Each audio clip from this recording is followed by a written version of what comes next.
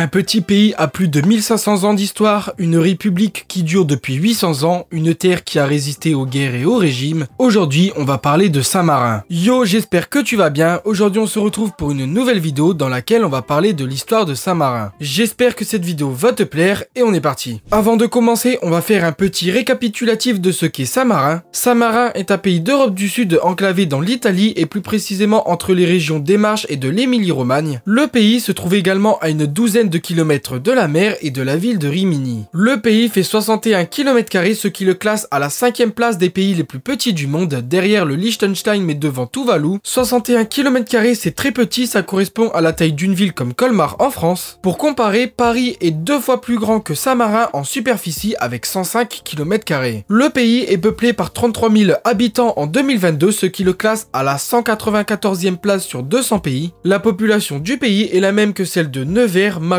ou Agen. Et enfin, l'italien est la seule langue du pays. La capitale du pays est Saint-Marin, c'est très original avec plus de 4000 habitants. Les villes de Serravalle avec 10 000 habitants et Borgo Maggiore avec 6700 habitants sont les deux villes les plus peuplées du pays. La densité de population du pays est assez élevée avec 563 habitants au kilomètre carré. Le pays est une république diarchique, c'est-à-dire que le pouvoir est exercé en même temps par deux personnes ou deux groupes. Ce mode de fonctionnement est assez rare à l'heure actuelle. Seule l'Irlande du Nord, Andorre et le Bhoutan fonctionnent ainsi à l'heure actuelle. Le pays fait partie de l'ONU mais pas de l'Union européenne comme c'est le cas pour de très nombreux petits pays d'Europe. Un référendum a été organisé à ce sujet mais pour l'instant aucune procédure n'est en cours. Avant de continuer, n'hésite pas à t'abonner et à liker, ça me fait plaisir et ça me soutient. J'ai également des réseaux sociaux, Instagram et TikTok, donc si cela t'intéresse, n'hésite pas à aller faire un tour en description. L'histoire du pays débute au 3e siècle après Jésus-Christ. Concernant la fondation du pays, nous ne sommes pas vraiment sûrs car cet événement est très ancien. Néanmoins, sa création semble être liée à celle du mythe de Saint-Marin. Tout ce que je vais vous dire à présent n'est qu'une supposition. Selon la légende, le fondateur du pays, Marinus, était un tailleur de pierre qui vivait sur l'île de Rab en Croatie. Il décide de traverser la mer Adriatique en compagnie de son ami Léo afin d'exercer son métier. Marinus était chrétien et à cette époque, l'expansion du christianisme débute. En 301, l'Italie était dirigée par l'Empire romain et son empereur était Dioclétien. Celui-ci était particulièrement anti-chrétien et donc il va décider de les persécuter en 303. Cependant, même avant cette date, Marinus va prendre fuite et se diriger vers le mont Titano qui est actuellement le cœur de Saint-Marin. D'après une légende, il y a de plus en plus de persécutés qui vont le rejoindre pour former une communauté. Celle-ci serait formée le 3 septembre 301. Cette date marque donc la naissance de Saint-Marin. Marinus va devenir diacre en 313 après l'édit de tolérance de Constantin, c'est-à-dire après la fin des persécutions. Celui-ci meurt en 366 mais la communauté, elle, subsiste. Il aurait prononcé une phrase qui marque définitivement la création de la communauté. Je vous laisse libre des autres hommes. Marinus est devenu par la suite un saint chrétien, d'où le nom de Saint-Marin. Concernant les preuves historiques de ce récit, elles sont moindres. En effet, la première preuve date du 6e siècle et d'un moine qui s'appelait Eugipio. Celui-ci évoque un autre moine qui habitait sur les hauteurs qu'il appelle Saint-Marin. L'indépendance de la cité semble être confirmée par un document qui date de 885. D'autres documents du 9e siècle parlent d'une communauté organisée et fière. En fait, la cité-état vivait paisiblement et les habitants, ce qui était très rare à l'époque, étaient libres. La cité était également protégée de ses ennemis tout simplement car ils ne la connaissaient pas. La cité a construit ses premières fortifications au 10e siècle. On le sait grâce à deux documents qui sont le diplôme de Berengario de 951 et la bulle d'Honorio II de 1126. Grâce à ces deux documents qui sont assez fiables, on peut confirmer que Saint-Marin existe depuis au moins le 10e siècle. Depuis tout à l'heure, je parle de cités, de châteaux, mais pas de pays et cela est bien normal. En effet, seul le mont Titano était indépendant du reste, mais cela commence à ne plus suffire. En effet, le mont Titano c'est assez petit quand même et donc il ne peut pas accueillir du monde indéfiniment. C'est pourquoi à partir du 13e siècle, le pays va commencer à s'étendre. Pour ce faire, le pays va acheter des terres et des châteaux limitrophes. On a donc les seigneuries d'Acquaviva et de Borgo Maggiore qui vont être acquises. On peut toujours retrouver ces anciennes seigneuries, ces anciens châteaux avec les subdivisions du pays. En effet, les Castelli sont les communes de Saint-Marin et leurs frontières reprennent celles des seigneuries d'époque. En fait, à partir du 13e, Saint-Marin devient un pays à part entière. En effet, il se dote de ses propres lois et d'un large territoire. La plus ancienne loi qu'on appelle le Code qui a été retrouvée date de 1295. Dès le Moyen-Âge, le pays s'est doté de nombreuses lois dont certaines qui étaient très novatrices pour l'époque. On peut parler par exemple d'une loi qui régule l'évacuation des eaux usées par exemple. Saint-Marin est était clairement précurseur de nos pays actuels. C'est à partir de 1283 que 2 capitaines régents sont élus pour 6 mois et c'est toujours le cas aujourd'hui. Les capitaines régents sont les personnages les plus importants du pays car ils sont tout simplement les chefs de l'État. Actuellement, en juillet 2024, c'est Alessandro Rossi et Milena Gasperoni. Pour l'instant, on a évoqué des événements uniquement positifs, mais il y a aussi du négatif. Comme le pays a une superficie très restreinte, le pays doit sans cesse lutter pour sa survie, d'autant plus qu'au Moyen-Âge, les guerres sont très fréquentes. À partir du XIIIe siècle, la population qui s'entendait très bien commence à se séparer. On va pas rentrer dans les détails de l'histoire parce que c'est très complexe, mais il faut savoir qu'il y a 2 groupes. Il y a les Guelfes et les Gibelins. Les Gibelins soutiennent l'empereur du Saint-Empire romain germanique, tandis que les Guelfes soutiennent le pape. L'histoire va se solder par un bannissement de tous les Guelfes de Saint-Marin. Les évêques voisins ainsi que les familles puissantes vont essayer aussi de s'emparer de la cité. C'est par exemple le cas de la famille Malatesta qui dirigeait la République de Rimini. Le pays sera réclamé par une autre famille, les Ferretrani, mais ceux-ci n'obtiendront pas gain de cause. Le pape Boniface VIII va carrément reconnaître l'indépendance de Saint-Marin. En 1463, Saint-Marin va s'étendre pour atteindre sa superficie actuelle. Cela est dû au pape Pie II qui va attribuer les seigneuries de Fiorentino, Montegiardino et Serravalle. Puis ensuite, il y aura la seigneurie de Faetano qui va rejoindre le pays. Bien sûr, le pape n'a pas donné ses terres par hasard. En fait, il a fait alliance avec Saint-Marin le 21 septembre 1461 pour battre la famille Malatesta. À partir de 1463 donc, Saint-Marin ne connaîtra plus aucune guerre et son territoire restera le même. Cependant, en 1503, César Borgia, qui était le fils du pape Alexandre VI, va l'envahir. Cette situation ne durera pas très longtemps. Saint-Marin va connaître une nouvelle page de son histoire le 8 octobre 1600 avec l'adoption d'une nouvelle constitution. Certains de ses principes sont toujours en vigueur à l'heure actuelle. En 1602, le pays va recevoir une aide très importante, c'est celle de l'église. Néanmoins, la République de Saint-Marin est de plus en plus en difficulté. En effet, les personnes influentes ainsi que les familles nobles décident de partir du pays. La République est également en déclin car l'administration ne fonctionne plus, la justice non plus et les libertés sont en baisse. Le territoire va de nouveau être envahi le 17 octobre 1739 par Giulio Alberoni. Cet homme exerçait pour le pape dans la région d'Émilie-Romagne. Cependant, dans cette situation, il a agi pour ses propres intérêts personnels et non pour celui du pape. Saint-Marin va donc alerter le pape Clément XII qui exigera immédiatement de libérer le pays. À la fin du XVIIIe siècle, un événement en France est très important pour toute l'histoire de l'Europe. Je pense que vous vous en doutez, c'est la Révolution française. Alors oui, du côté de Saint-Marin, ceci va avoir peu d'impact car le pays est déjà libre et il est en république. Cependant, sa souveraineté est en danger par un seul homme. Cet homme est un célèbre général lors de la Première République et il va devenir un empereur, c'est Napoléon Bonaparte. Napoléon Bonaparte va mener pour la France la campagne d'Italie en 1796 et 1797. Il va s'illustrer en battant régulièrement les armées autrichiennes et italiennes et souvent en 1 contre 2. Cette situation inquiète Saint-Marin qui craint d'être annexé par la France. À la suite de cette campagne, l'Italie va être divisée en plusieurs états. Il y aura la République cisalpine, la République ligurienne, etc.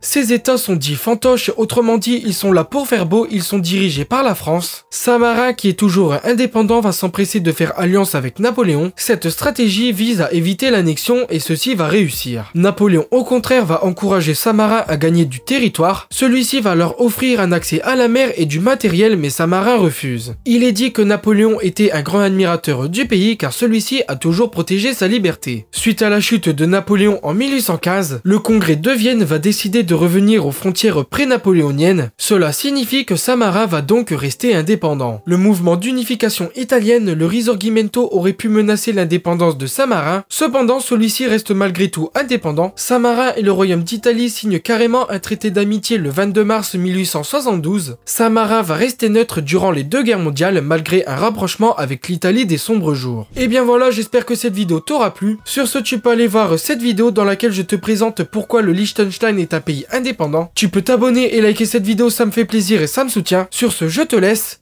Ciao ciao.